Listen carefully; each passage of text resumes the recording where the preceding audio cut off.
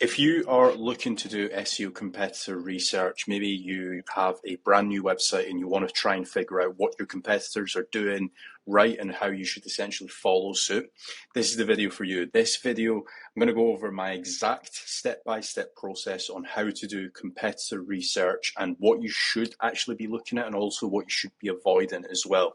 Now, this example was actually sent in by a subscriber.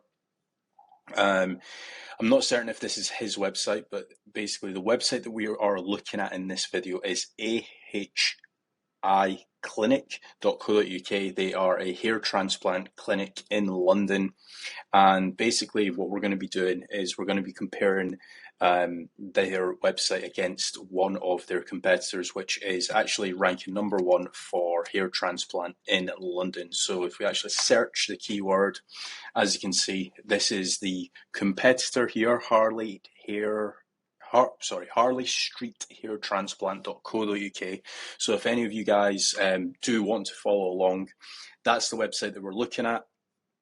And the website that we are actually analysing, they are on page 2, bottom of page 2. So they're position number 1, 2, 3, 4, 5, 6, 7, 8, 9. They're position number 9.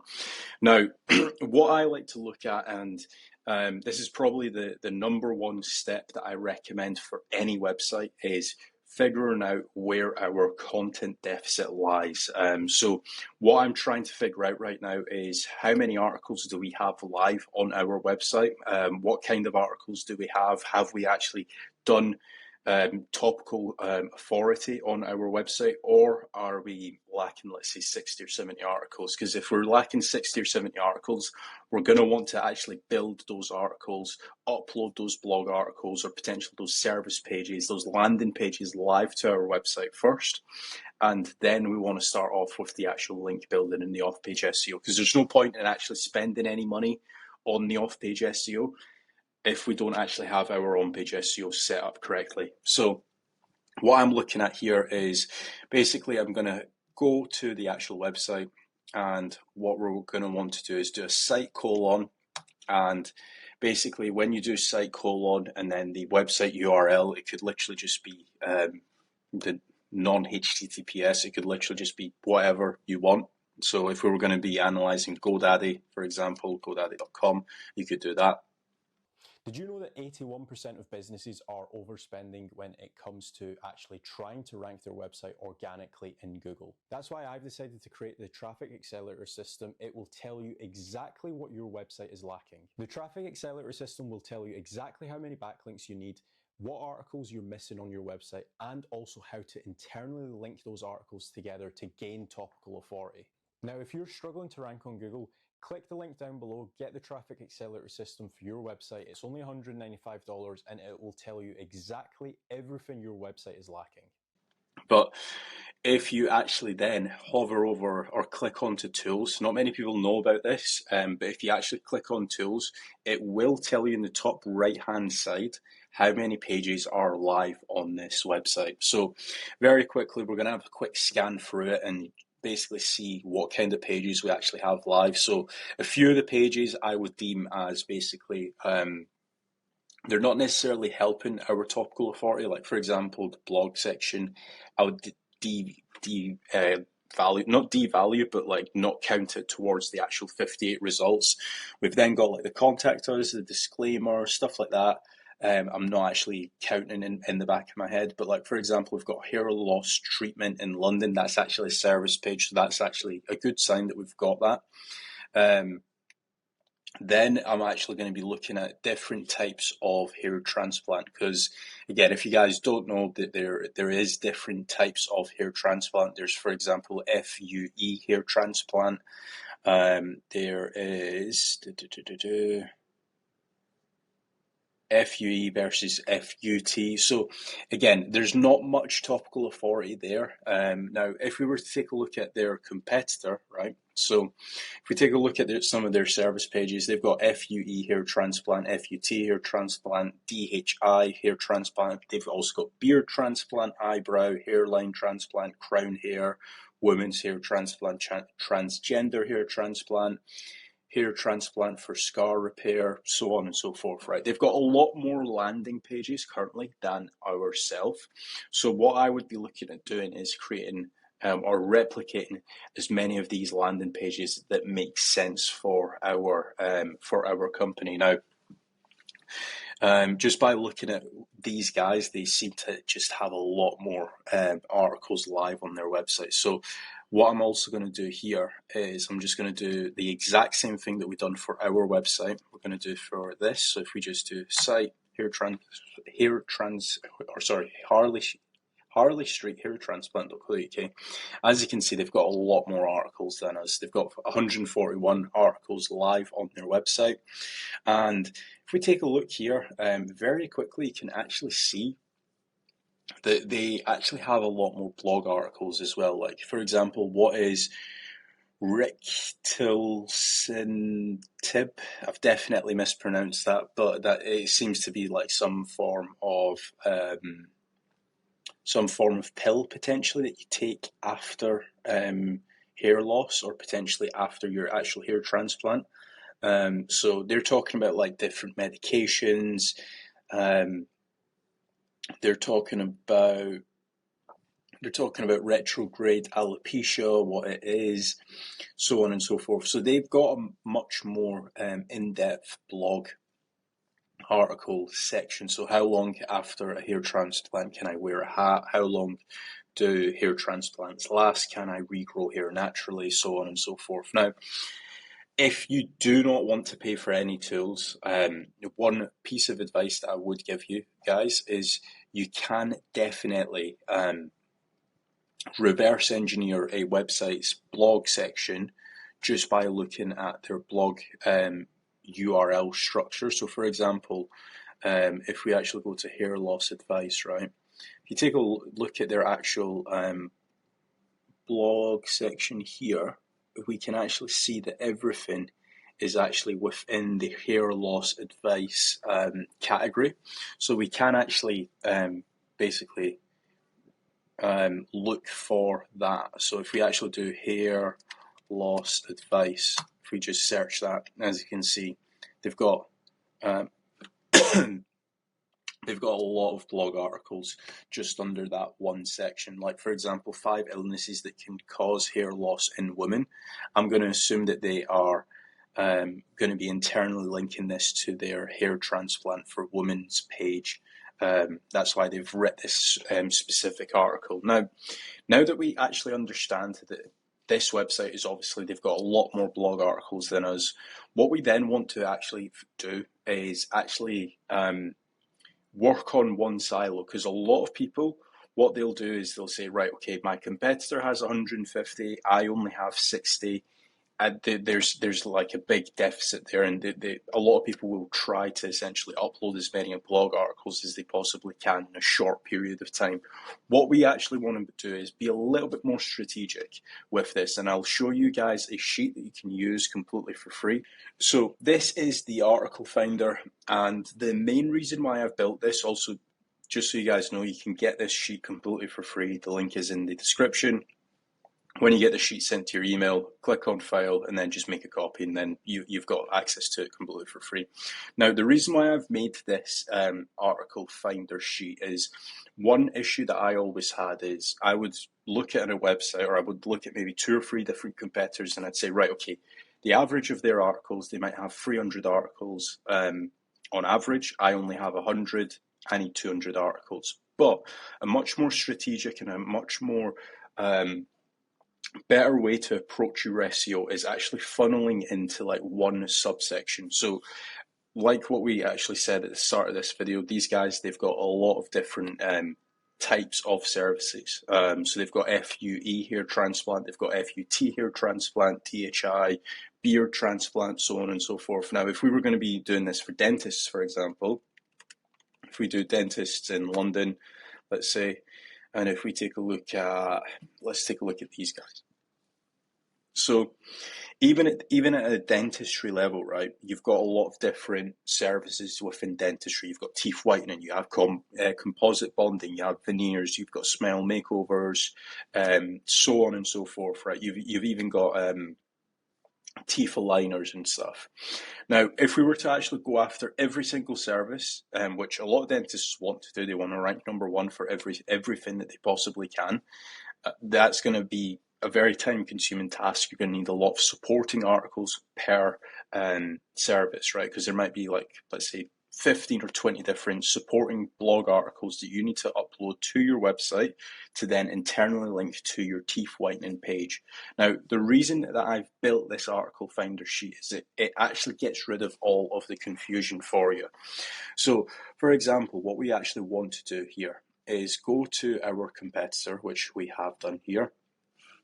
And if we actually find their sitemap, which we can actually do by going to /robots.txt, in some cases they might not have it. In this case, they actually don't. If we do sitemap.xml,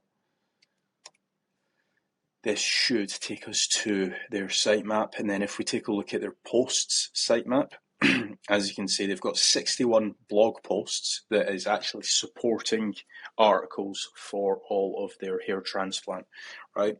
So if we then just copy this and then paste this into our actual article finder spreadsheet, and if we then include a keyword, so if we take a look at their actual articles here, if we take a look here, so they've got, let's say, right, we'll go after hair loss as the keyword, hair loss.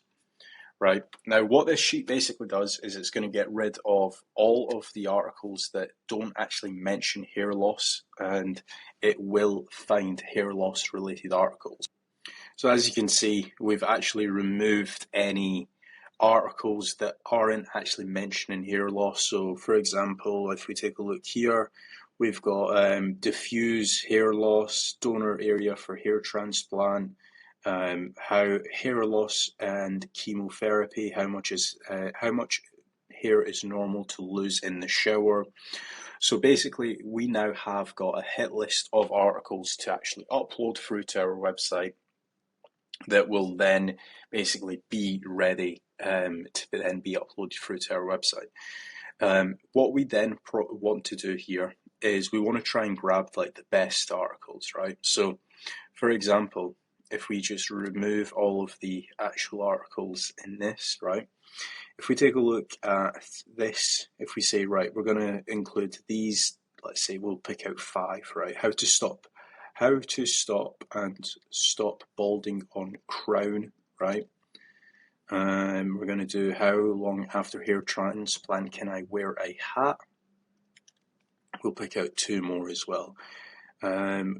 Does wearing a hat cause hair loss? And we will do 1 more. How long do hair transplants last? Right. So now we've got actually 1, 2, 3, 4, 5. So we've got 5 articles here. And these are actually the headings that our competitor has actually used. So if we actually take a look here, and if we just copy this, what you'll see is this is the actual H1 of the blog article. This is the actual blog title on this actual page, right? Now, what we actually want to do here is I've actually created a ChatGPT prompt.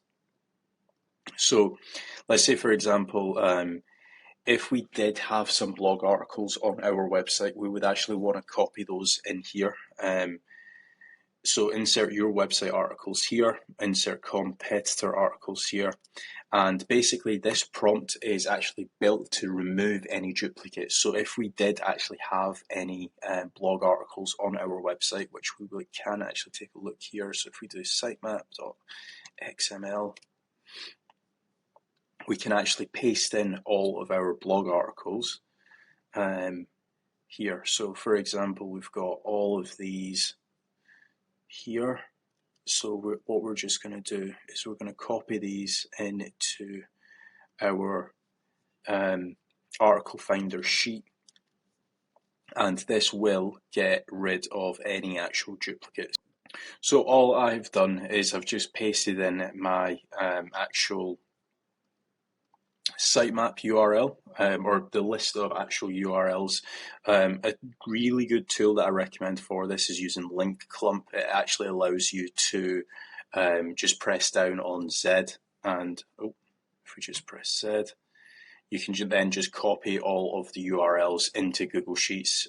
This is what the Chrome extension looks like, link clump. If you just download that, it's completely free to use. It just lets you copy a load of bulk URLs.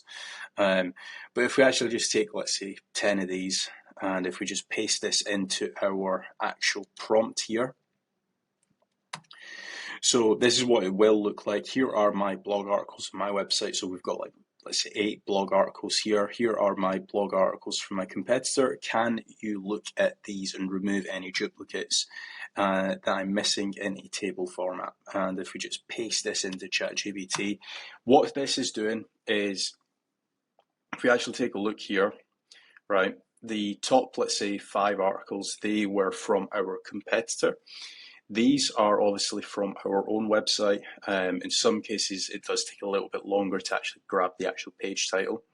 But what we've actually done with this prompt is we've been able to look at our URL structure, look at the blogs that are on our website, and look at the blogs that are on our competitor site, and remove any duplicates. That's another thing that you also need to worry about when you're doing keyword analysis or competitor research. You don't want to be uploading the exact same articles that you've uploaded through to your website 5 months ago, because obviously you're going to cause keyword cannibalization.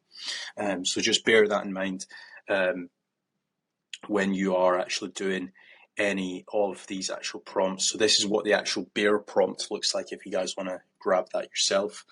But if we actually take a look here, right, so the 5 articles that we actually grabbed from our competitor, as you can see, hairline lowering surgery versus forehead reduction, how to spot and stop balding on crown, how long after hair transplant can I wear a hat, does wearing a hat cause hair loss, and how long does hair transplants last. All of these, the stats are missing, so that basically means that we need to upload these articles through to our website.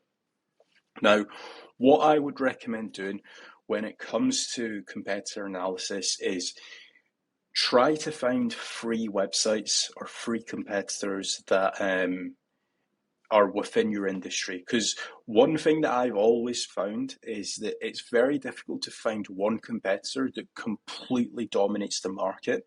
What you'll typically find, right, is if we go back to the dentistry example, if we were to actually search up a load of the actual services, like for example, if we do teeth whitening in London, right, what you'll typically find is that you're not going to find the exact same website ranking for all of the services. So for example, this website here, Wimpole Street Dental Clinic, right, this ranks number 1 for dentists in London. It doesn't rank number 1 for teeth whitening in London. Now if we were to do, let's say, another service that these guys provide, if we do composite bonding in London,